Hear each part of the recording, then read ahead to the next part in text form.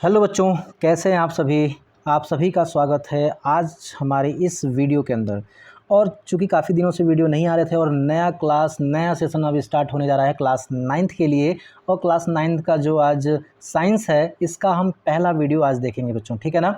और पहला चैप्टर है हमारे पास हमारे आसपास के पदार्थ। याद रखिएगा, हमारे आसपास के जो पदार्थ हैं वो आपका पहला चैप्टर रहने वाला है।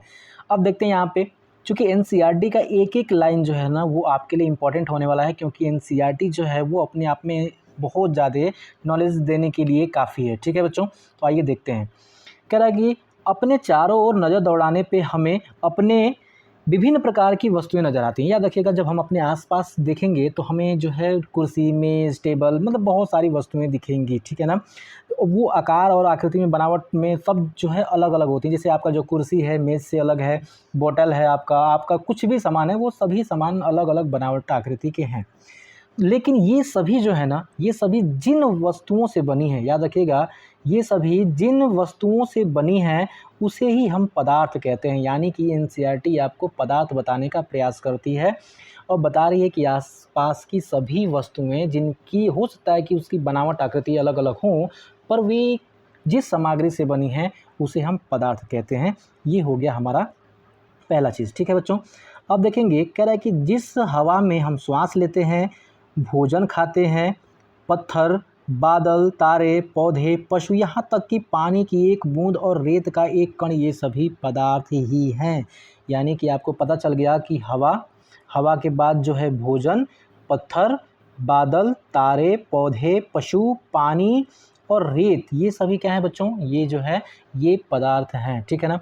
अब यहाँ पे कुछ आपको बताने का प्रयास कर रहा है। देखिए, ध्यान देना है कि पदार्थ जो है ना, पदार्थ छोटे छोटे कण से बने होते हैं और ये क्या है, ऊपर लिखी सभी वस्तुओं का द्रव्यमान होता है और ये कुछ स्थान घेरते हैं। आप देखे होंगे आपके घर में जो भी पदार्थ है जहाँ रखते होंगे वहाँ पे तो वो स्थान घेरता होगा ना, बात वही है, ठीक है ना। तो पदार्थ की एक कंसेप्ट क्लियर हुआ, पदार्थ किसे कहते हैं, कोई पूछेगा आपको सीधे से कहना कि इस विश्व में प्रत्येक वस्तु जिस सामग्री से बनी होती है उसे हम पदार्थ कहते हैं। बात खत्म अकॉर्डिंग टू एनसीईआरटी, ठीक है ना। चलिए, पदार्थ की एग्जांपल आप दे सकते हैं। पदार्थ किसे कहते हैं बच्चों, तो आप कह सकते हैं पत्थर, हवा, पानी, बादल, तारे, पशु, ठीक है ना, रेत की एक बूंद, सब क्या है, ये है, ठीक है ना। आगे चलते हैं। कह रहा है कि प्राचीन काल से ही, ज़रा ध्यान देंगे यहाँ पे, आगे की वस्तुओं को अगर हम देखने का प्रयत्न करें बच्चों, कह रहा प्राचीन काल से ही मनुष्य अपने आसपास को समझने का प्रयास करता है। क्योंकि आप जानते ही होंगे ना, विज्ञान कहते ही किसे हैं, अपने आसपास के अध्ययन को, ठीक है ना। हमारे आसपास के अध्ययन को ही क्या कहते हैं, अध्ययन के ज्ञान को ही हम विज्ञान कहते हैं। तो आसपास को समझने का प्रयास करते था, ठीक है, प्राचीन काल से मनुष्य। और भारत के प्राचीन दार्शनिकों ने पदार्थ को 5 मूल तत्वों में विभाजित किया। और आपने पढ़ा होगा, पुराणों में पढ़ा होगा, आपने ग्रंथों में पढ़ा होगा कि ये शरीर जो है 5 तत्वों से मिलके बनी है, जिसे हम पंचतत्व कहते हैं। वो 5 तत्व हैं क्या, वायु है, अग्नि है, हवा है, पृथ्वी है, जल है, आकाश है। देखें यहाँ पे आप देख सकते हैं बच्चों, वायु, पृथ्वी, अग्नि, जल, आकाश, ये 5 जो है ना, इन 5 से ही मिलके, चाहे वो सजीव हो चाहे निर्जीव हो, वो सभी पदार्थ इन्हीं 5 से मिलके बने हुए हैं, ठीक है बच्चों। आगे चलते हैं। अब यहाँ पे बताने का प्रयास कर रहा है, आधुनिक वैज्ञानिकों ने पदार्थ को भौतिक गुणों और रासायनिक गुणों के आधार पर 2 भागों में विभाजित किया। याद रखिएगा, यहाँ बताने का प्रयास कर रहा है ना, जो इस समय के जो वैज्ञानिक हैं वो कहते हैं पदार्थ 2 प्रकार से इनको बांट सकते हैं पदार्थों के, एक तो भौतिक गुणधर्म के आधार पे और एक रासायनिक प्रकृति के आधार पे। लेकिन इस चैप्टर के अंदर जो है हमें केवल और केवल जो है वो भौतिक गुणधर्म ही पढ़ना है और आगे के चैप्टरों में रासायनिक गुणधर्म हम पढ़ने वाले हैं, ठीक है बच्चों। चलिए, तो आगे की बातें करते हैं, ठीक है ना। जब आगे की बातें हम देखेंगे बच्चों यहाँ पे, तो अगला जो हमारा टॉपिक आने वाला है, ज़रा ध्यान दीजिएगा कि पदार्थ का भौतिक स्वरूप। जैसा कि मैंने अभी आपको बताया कि इस चैप्टर के अंदर जो है पदार्थ के भौतिक स्वरूप पढ़ने वाले हैं, रासायनिक आगे के चैप्टर में पढ़ेंगे। क्या देखिए, पदार्थ कणों से मिलकर बना होता है। जैसे कि मान लीजिए आप ईंटा देखे होंगे ना बच्चों, ईंट देखे होंगे ना, वो जो ईंट होता है, ईंट बनता कैसे है, जो धूल के छोटे छोटे कण होते हैं ना, धूल के छोटे छोटे कणों को पानी के साथ सान करके जो है बच्चों, पानी के साथ सान करके उसको एक रूप दिया जाता है, जिससे कि धूल के छोटे छोटे कण जो है ना आपस में आकर के मिल जाते हैं। और मिलने की वजह से जो है जब इनको हम सांचे में ढाल लेते हैं तो ये एक ईंट का निर्माण कर देते हैं। और ईंट जो है एक तरह का पदार्थ ही है जो छोटे छोटे कण से मिल करके बना है, ठीक है ना। ये बात समझ में आ गई आपको। आगे चलते हैं, आगे क्रियाकलापों को देख लेंगे बच्चों यहाँ पे। तो कह रहा है कि क्रियाकलाप, ज़रा ध्यान देंगे यहाँ पे, क्रियाकलाप की अगर बात करें कह रहा है कि एक 100 ml का बीकर लीजिए और इस बीकर में आधा जल भर लीजिए। यानी कि कहने का तात्पर्य ये है कि मान लीजिए ये हमने एक बीकर लिया और इसमें जो है हमने जल भर लिया, ठीक है ना। यहाँ तक हमने आधे बीकर में जल भर लिया, ठीक है ना। और यहाँ पे एक निशान लगा लीजिए। वो ऐसा कहता है जहाँ तक जल का सतह है वहाँ तक निशान लगा लीजिए। और इसमें जो है 1 चम्मच जो है या तो आप शक्कर डाल दीजिए या तो आप नमक डाल दीजिए और इसको हिलाइए। जब आप 1 चम्मच नमक या शक्कर डाल के आप इसको अगर हिलाएँगे, ज़रा ध्यान दीजिएगा, तो आप देखेंगे क्या कि ये नमक तो इस पूरे पानी में घुल गया, लेकिन पानी में घुला तो घुलने के बाद ये इसका भी तो आप लेवल बढ़ना चाहिए था ना, लेकिन पानी का लेवल सेम का सेम रहा। पानी का लेवल नहीं बढ़ा, जितना था उतना ही था नमक और शक्कर के घुलने के बावजूद भी। अब आगे जो है चर्चा करते हैं, ठीक है ना। आइए, तो आगे की चर्चा में अगर हम देखेंगे तो इन प्रश्नों के उत्तर पाने के लिए हम इस विचार को स्वीकार करना होगा कि सभी पदार्थ कणों से बने होते हैं।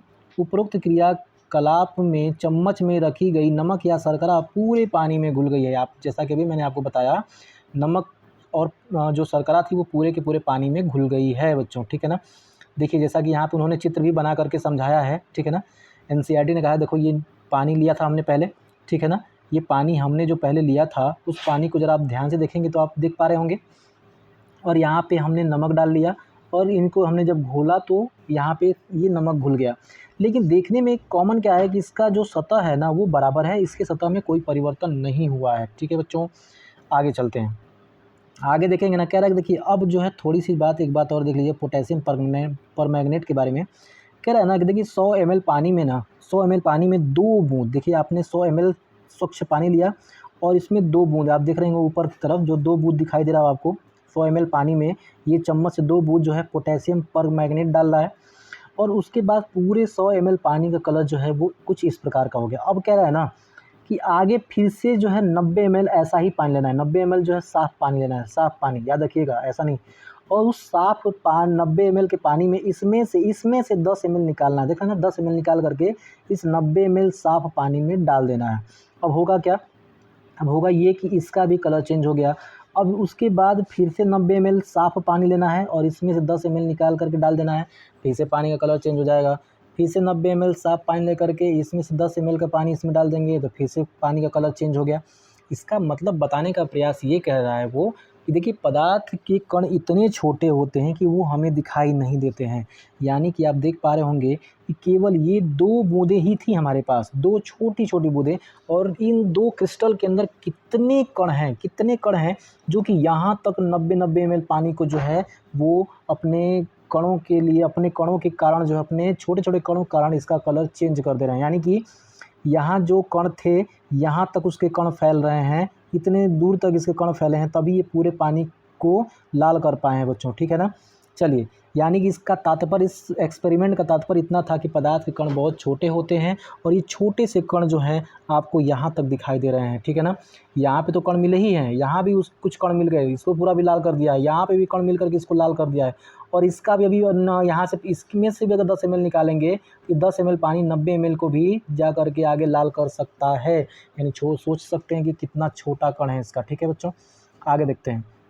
अब वही कहने की बात है यहाँ पे, कह रहा है देखिए पदार्थ के कणों की अभिलक्षणिक गुण दिखा रहा है। कह रहा है देखिए पदार्थ के कणों के बीच रिक्त स्थान होता है। जैसे कि आपने पानी लिया, आपने अभी पानी लिया था ऊपर और पानी को आपने भर लिया, ठीक है ना। मान लीजिए आपने पानी किसी बीकर में लेकर के भरे और इसमें 1 चम्मच जो है चीनी डाल दीजिए, 1 चम्मच चीनी जो है इसमें डाल दीजिए, और 1 चम्मच चीनी जो है आप जब घोलेंगे तो एक समय आएगा कि ये चीनी जो है ना वो पानी में घुल जाएगा, लेकिन पानी का लेवल नहीं बढ़ा। अभी मैंने आपको पीछे बताया था कि पानी का लेवल जो है वो नहीं बढ़ा था।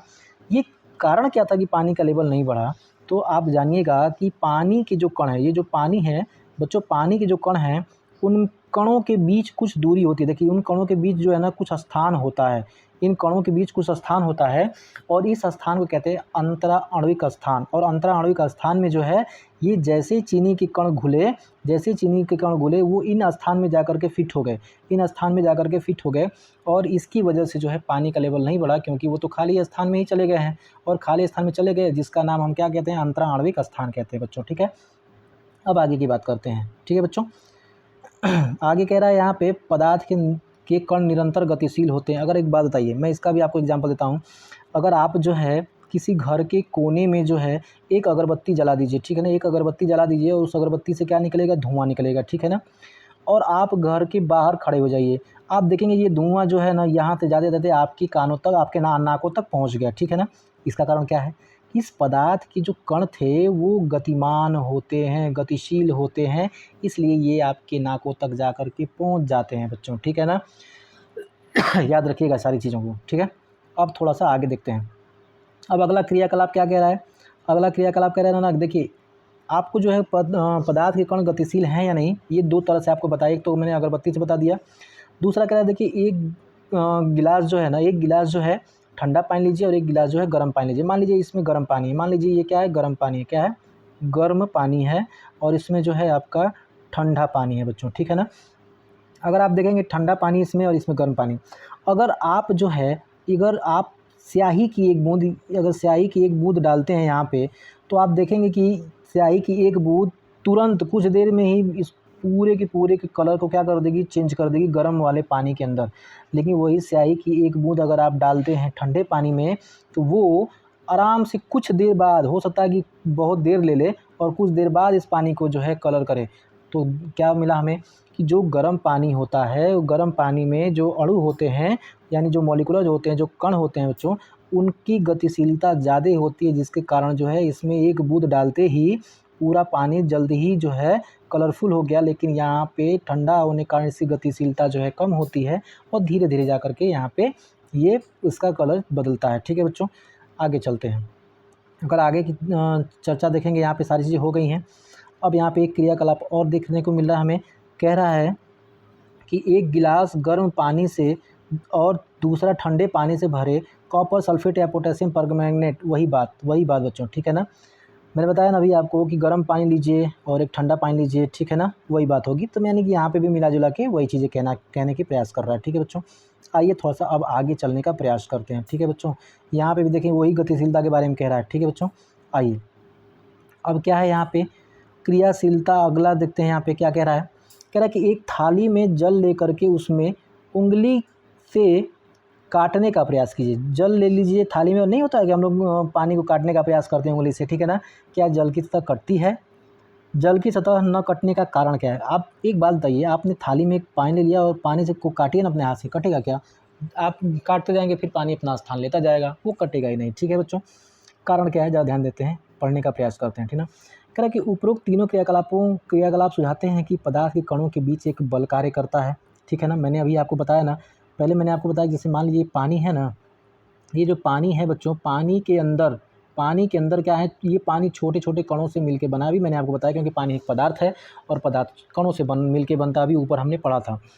और मैंने ये भी आपको बताया कि इन कणों के बीच जो स्थान होता है, देखते हैं ना बच्चों, ये इन कणों के बीच कुछ स्थान होता है, ज़्यादा मैंने यहाँ पे, चूँकि आपको ज़्यादा दिख रहा होगा, लेकिन समझाने के लिए मैं बता रहा हूँ, कणों के बीच कुछ स्थान होता है जिसको हम अंतरा आणविक स्थान कहते हैं। लेकिन अब ये एक बात बताइए, क्या पानी का एक कण निकल के भाग नहीं सकता यहाँ पे? पानी का एक कण यहाँ भाग सकता है, पानी का एक कण यहाँ भाग सकता है, लेकिन भागता क्यों नहीं है? इसलिए नहीं भागता है, क्योंकि इसलिए नहीं छोड़ जाते हैं एक दूसरे को, क्योंकि ये एक दूसरे को एक आकर्षण बल के द्वारा खींचे रहते हैं, बांधे रहते हैं, ठीक है ना। इसलिए पानी का एक सतह इधर नहीं जाता है, ना इधर जा पाता है, ठीक है बच्चों। पानी के प्रत्येक कण, पानी का नहीं, किसी भी पदार्थ का, अगर आप ईंट ले लीजिए, ईंट भी जो है वो छोटे-छोटे कणों से मिलके बना है, और कणों से मिलके बना है, तो कणों के मध्य जो है आकर्षण बल, अगर कणों के मध्य आकर्षण बल नहीं होता, तो इसका एक कण कहीं इधर जा रहा होता है, इसका कण इधर जा रहा होता है ना। इसलिए ये सारे कण आपस में आकर्षण बल से बंधे होते हैं, और इस आकर्षण बल को कहते हैं अंतरा आणविक बल। क्या कहते हैं बच्चों? अंतरा आणविक बल, इंट्रामोलिकुलर फोर्स कहते हैं, ठीक है बच्चों। आइए अब आगे की यहाँ पे चर्चा करते हैं, ठीक है। अब जरा ध्यान देंगे यहाँ पे, तो चूँकि अब जो है ना, जब बात यहाँ पे बलों की बात चल रही है, कण के बलों की बात चल रही है, आकार की बात चल रही है, इस पे जो है थोड़ा सा हम बात करेंगे। तो कह रहा है देखिए, पदार्थ की अवस्था कितनी होती है, ठीक है बच्चों। अगर पदार्थ की अवस्थाओं पे चर्चा करें, तो एक बात याद रखिएगा, पदार्थ की 3 अवस्थाएं होती हैं मुख्यतः। एक होता है ठोस, ठीक है बच्चों, एक होता है द्रव, और एक होता है गैस। याद रखिएगा, यहाँ पे आपको जो बताने का प्रयास कर रहा है। अब इनमें से जो है सबसे पहले हम पढ़ने जाएंगे ठोस के बारे में, ठीक है बच्चों। ठोस कहते किसे हैं?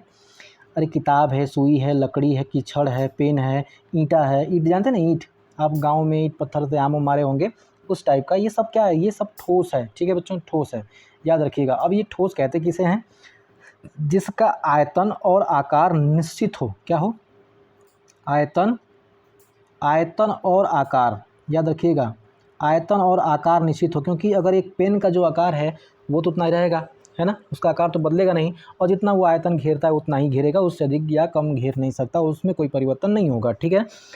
अब ज़रा ध्यान दीजिएगा, तो मैंने आपको बताया कि ठोस किसे कहते हैं, जिसका आयतन आकार निश्चित होता है उसे हम कहते हैं ठोस, याद रखिएगा।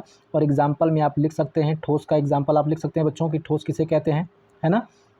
यहाँ देखिए उसने कह भी दिया है पूरी तरह से, कह रहा है ना, देखिए आयतन और आकार निश्चित होते हैं, ठीक है बच्चों, मैंने भी आपको बताया क्या था, देखिए इसका एक निश्चित आकार होता है और आयतन भी क्या होते हैं, निश्चित होते हैं, यानी इसको आप संपीड्य नहीं कर सकते, संपीड्य मतलब आप इसको दबा नहीं सकते, आप इसको छोटा नहीं कर सकते, इसके आयतन में आप परिवर्तन नहीं कर सकते, ठीक है ना।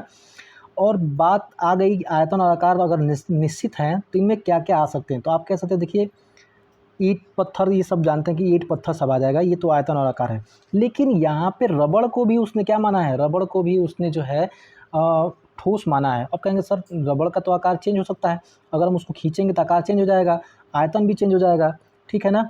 तो यहाँ पे एनसीईआरटी वही बताने का प्रयास करे, फिर कह रहा है कि विभिन्न आकार के बर्तनों में रखी गई चीनी नमक और उसी बर्तनों के आकार ले लेते हैं।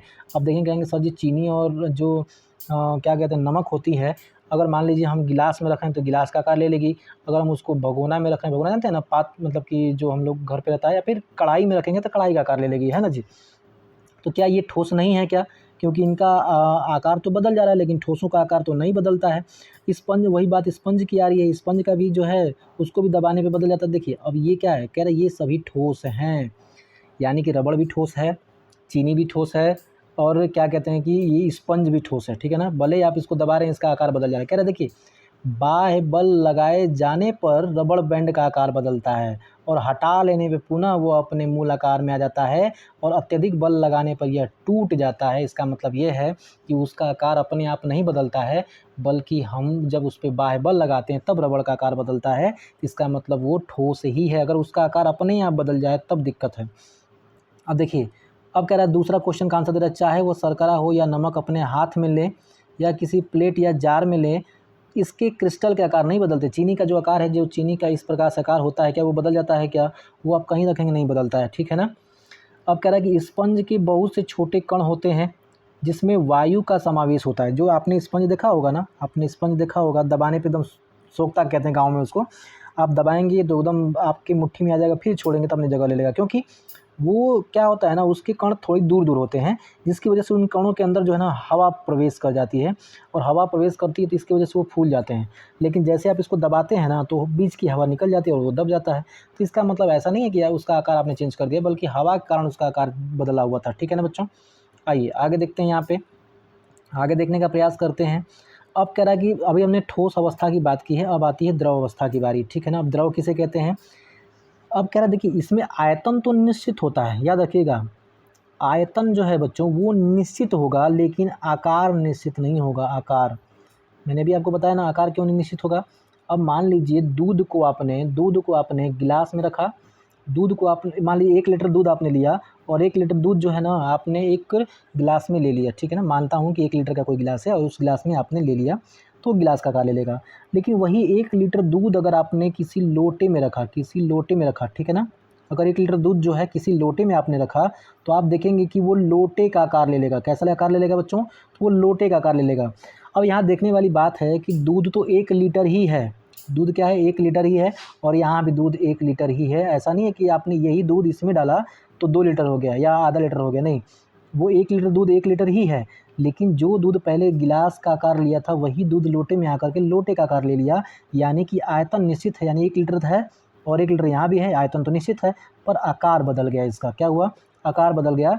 और इस द्रव में जितने भी द्रव आएंगे ये सभी जो हैं वो इन्हीं के तहत आएंगे, दूध, पानी, आप इन सबको ले सकते हैं, ठीक है ना। चलिए अब आगे बात करते हैं गैसीय अवस्था की। अब ये गैसीय अवस्था क्या है बच्चों, अब ये गैसीय अवस्था क्या है ज़रा ध्यान देंगे तो आप सभी को ध्यान में रखना है। गैस जो होते हैं ना, अब आपके दिमाग में आ रहा है सर जी गैस क्या होते हैं, मैं कहूँगा देखिए गैस के अणु बहुत दूर दूर होते हैं। क्या होते हैं बेटा, गैस के अणु बहुत दूर दूर होते हैं, और इसमें क्या होता है कि आयतन और आकार, आयतन और आकार ये दोनों ही अनिश्चित होते हैं। याद रखिएगा, क्या होते हैं? अनिश्चित होते हैं। ना तो इनका कोई आयतन होता है, ना कोई आकार होता है, ठीक है ना। जैसे मान लीजिए आपने कोई गैस लिया, ठीक है ना। आप जिस गैस को सिलेंडर के अंदर, मान लीजिए एलपीजी गैस को आप सिलेंडर के अंदर भर रहे हैं, ठीक है ना, और सिलेंडर का वो आकार ले लेती है। लेकिन वही उतनी ही गैस अगर आप बाहर निकालेंगे ना, तो क्या होगा? वो पूरा कमरे का आकार ले लेगा, यानी कमरे का आयतन घेर लेगा और कमरे का आकार ले लेगा। यानी इसका न आयतन निश्चित है, न आकार निश्चित है, ठीक है ना। ये तो बात हो गई तीनों के बारे में। तो पहले हमने ठोस में क्या पढ़ा? ठोस में हमने देखा कि ठोस का आयतन और आकार दोनों निश्चित होता है। ठोस का आयतन और आकार दोनों निश्चित होता है। द्रव का केवल आयतन निश्चित होता है, आकार अनिश्चित होता है। और गैस का आयतन और आकार दोनों ही अनिश्चित होता है, ठीक है ना। अब इन तीनों में कॉमन चीज़ देखिएगा कि ठोसों में, ये अगर मान लीजिए ठोस है, तो ठोस जो बना होगा, जिस कणों से बना होगा, उन कणों के बीच अंतरा आणविक स्थान बिल्कुल नहीं होता है, मतलब या फिर बहुत नगण्य होता है। यानी आप कह सकते हैं कि ये ठोस के जो कण होते हैं बहुत पास पास होते हैं, ऐसे बहुत पास पास, ठीक है ना बच्चों, बहुत पास पास होते हैं, ठीक है ना। और बहुत पास पास होने के कारण क्या होता है? इनके बीच अंतरा आणविक बल ज़्यादा कार्य करता है। लेकिन अब बात करेंगे द्रव की, तो द्रव में क्या होता है बच्चों? तो आप देखेंगे कि द्रव में जो कण होते हैं, जो द्रव के कण होते हैं, जो जिनसे द्रव बना होता है, वो ठोसों की तुलना में थोड़ा सा दूर दूर होते हैं। ठोसों की तुलना में क्या होते हैं बेटा? थोड़ा सा दूर दूर होते हैं। और इनके बीच अंतरा आणविक स्थान ज़्यादा होता है। और इनके अणुओं के बीच जो अंतरा आणविक बल लगता है वो ठोसों की तुलना में कम कार्य करता है, मतलब कम लगता है। लेकिन बात वहीं गैसों की करें, गैसों की करें, तो गैस के अणुओं के बीच क्या होता है कि बहुत ज़्यादा गैप होता है। गैस के अणुओं के बीच बहुत ज़्यादा गैप होता है, इसलिए इनके बीच जो है अंतरा आणविक स्थान ज़्यादा होती है और बल भी बहुत कम कार्य करता है। तो ये रहा हमारा आज का सेशन बच्चों। और आज जो है ठोस, द्रव, गैस के बारे में बताने का हमने प्रयास किया है। इसमें और भी जो चीज़ें बच रही हैं वो कल के सेशन में हम कवर करेंगे, ठीक है ना। यानी कि जो पूरा मैं साइंस का आपको सेशन लेके चल रहा हूँ, ये पूरा मैं ख़त्म करूँगा, ठीक है ना। चूँकि मैं जो है अपने घर पे अवेलेबल नहीं हूँ, इस वजह से जो है मैं बोर्ड पे नहीं पढ़ा पा रहा हूँ, बल्कि स्क्रीन रिकॉर्डिंग ही पढ़ा रहा हूँ। लेकिन मैं आपको सारी चीज़ें बताने का प्रयास कर रहा हूँ। तो वीडियो अच्छा लगा हो तो कमेंट करिएगा, शेयर करिएगा और लाइक करिएगा। आज के लिए इतना ही बच्चों। जय हिंद।